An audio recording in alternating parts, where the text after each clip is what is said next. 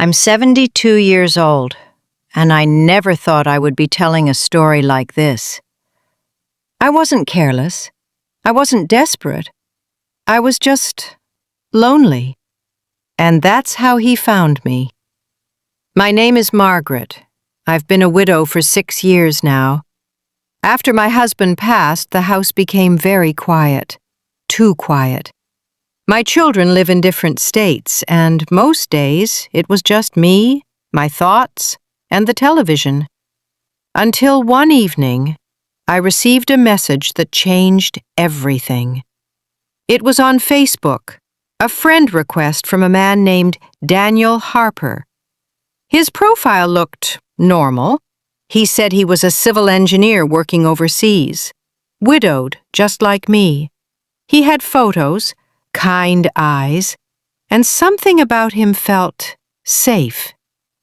I almost ignored the request, but I didn't, and that was my first mistake. Daniel started messaging me every day.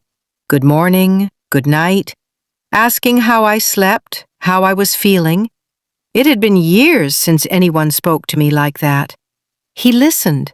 He remembered small details. He made me feel seen again.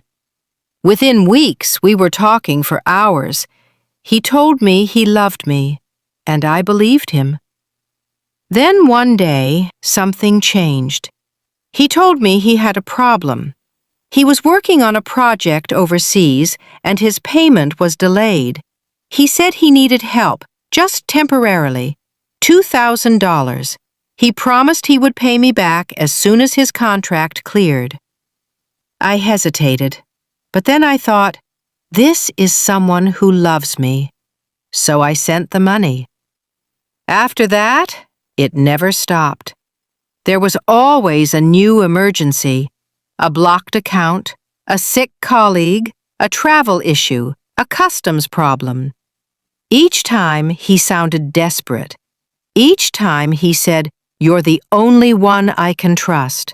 And each time I sent more.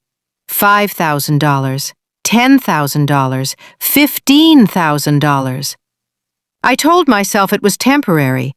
I told myself love requires trust. It wasn't until my bank called me that reality started to sink in. They asked questions, too many questions. That's when I finally told my daughter. There was silence on the phone. Then she said, "Mom, I think you're being scammed." I didn't want to believe her. I couldn't. But deep down, I already knew. We searched his photos online. They belonged to someone else, a completely different person.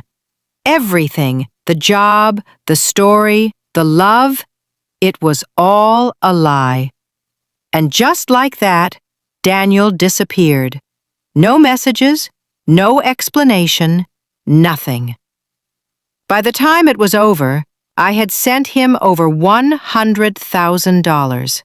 My savings, my security, my future, gone. But the money wasn't the hardest part.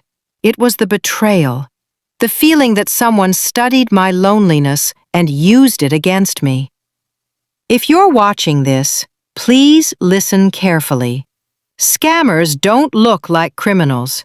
They look kind, they sound caring, they feel real, they take their time, and they go after your emotions, not just your money. If someone you've never met asks you for money, no matter how convincing it sounds, stop, pause, talk to someone you trust. Because I didn't, and it cost me everything. I'm 72 years old and I'm starting over.